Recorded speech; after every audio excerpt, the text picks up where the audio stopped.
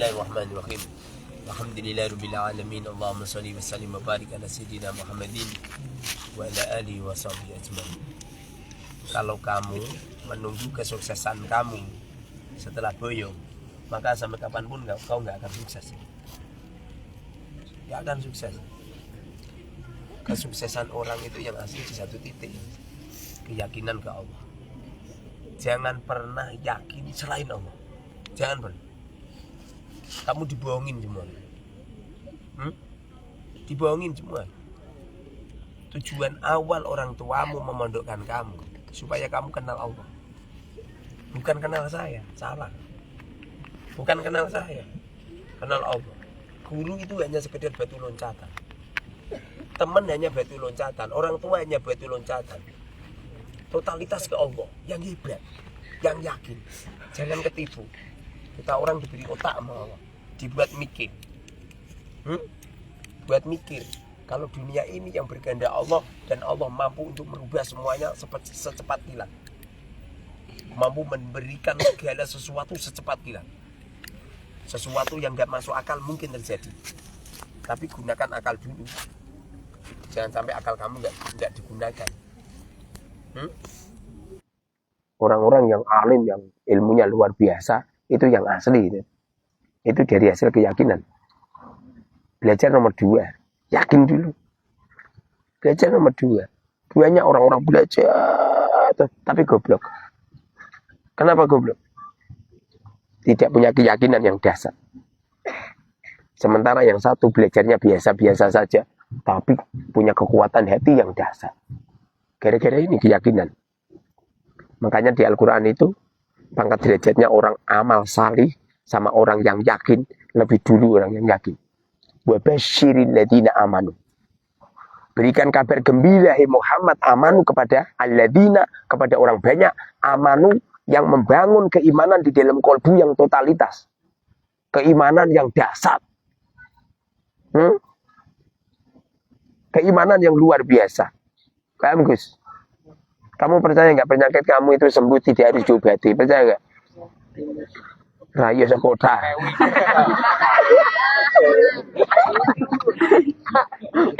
Kalau kepercaya ngapain? Ngapain? Bingung-bingung, khawatir ini, khawatir itu. Orang ceritanya wong gondoan mati. Setahu saya orang itu mati gara-gara kontrak hidupnya habis. Ya, jadi ada orang masih muda mati, ya memang kontrak hidupnya nyampe muda. Sampai itu masih kecil mati, bareng sing tua ora mati-mati. Ya. Jadi wabasyiril ladzina amanu. Setelah wabasyiril ladzina amanu itu toh baru amilus sholihat. Jadi orang yang amal salih dibandingkan orang yang iman lebih tinggi iman. Cuma tidak akan terjadi amal solih kecuali harus diawali dengan iman. Dan keimanan yang diletakkan pada diri manusia semakin yakin kepada Allah, maka akan terjadi pergerakan amal salih. Akan terjadi banyak amal salih. Saya pernah ditanya orang ini, Pak Yai, lelaki yang istrinya satu sama yang banyak utama mana? Apa kata saya? Utama banyak. Belum, panjenengan kenyataannya istrinya cuma satu. Berarti lebih utama satu, Kiai? Enggak. Utamanya 2 atau 3 atau 4. Kenapa Kiai? Karena yang istrinya 2, 3 atau 4 udah saya ngeluh. Kepalanya pusing. Sedangkan yang istrinya satu enak, ayam tentrem. Gak usah mikir. Kan mikir satu. Coba apa ini barangmu loro piye coba. Pengen nguyah bingung. Udah kemana nih? Ya. Orang itu kalau punya istri juga kan mikirnya 2 kali kan. Pusing kepala pusing. Apalagi 3 semakin pusing. Apalagi 4 semakin pusing. Kalau pengen gak pusing ya 1.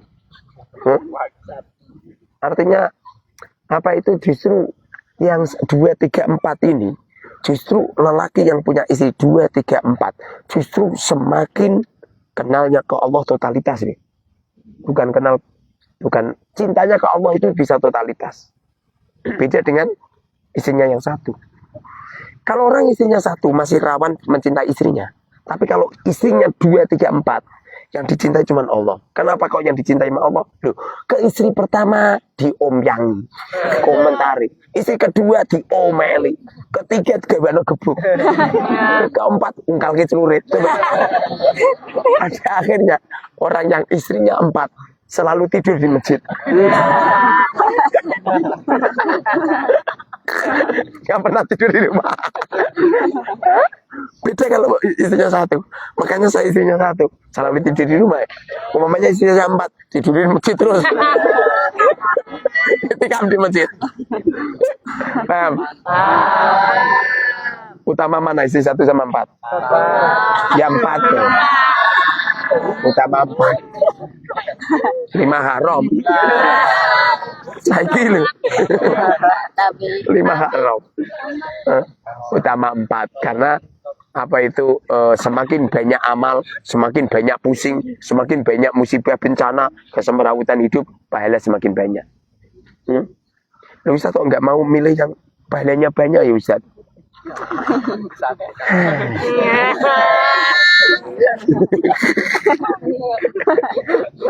Nanti kalau kebanyakan ini malah ruwet. Satu rumah nggak buat. Akibatnya itikaf di masjid terus.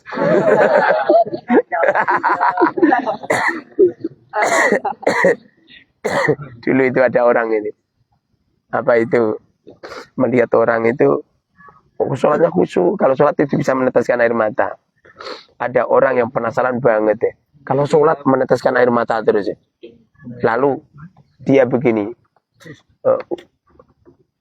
Wahai fulan, saya pengen beribadah bisa meneteskan air mata seperti panjenengan. Bagaimana caranya? Apa kata beliau? Nikah. Kalau selama kamu istrinya 1 tidak bisa meneteskan air mata. Bagaimana fulan?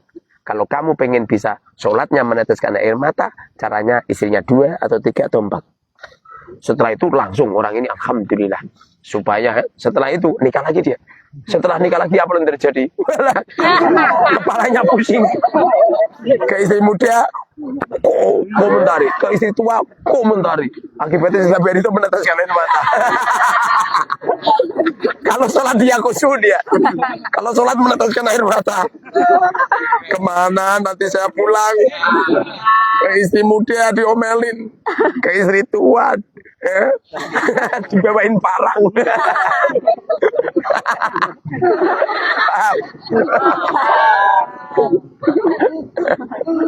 Sungguh beruntung kamu yang istrinya 2, 3, 4. Semakin takarub ke Allah itu semakin totalitas. Pintu langit semakin terbuka.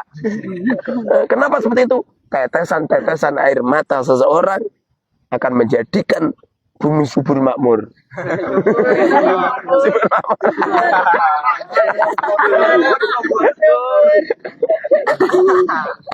yang penting jangan bunuh diri. Sebenarnya jangan bunuh diri. Makanya biasanya kalau orang itu istrinya 1 sulit meneteskan air mata. Takarubnya ke Allah sulit karena cintanya ke Allah masih totalitas.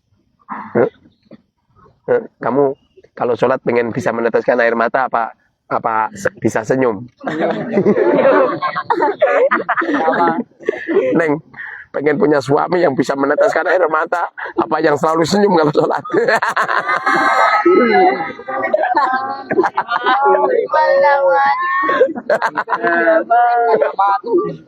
Padahal saya ini bojone 3 ra situ. Gak jadi Ustaz, 1 saja. Semoga berkah. Amin. Allahumma salli wa barik ala sayyidina Muhammad wa sayyidina Muhammad wa manfa'na bima 'allamtana wa 'allimna ma yanfa'una wa zidna ilma. Sallallahu alaihi wa sallam Muhammadin wa rabbil alamin. Al-Fatihah.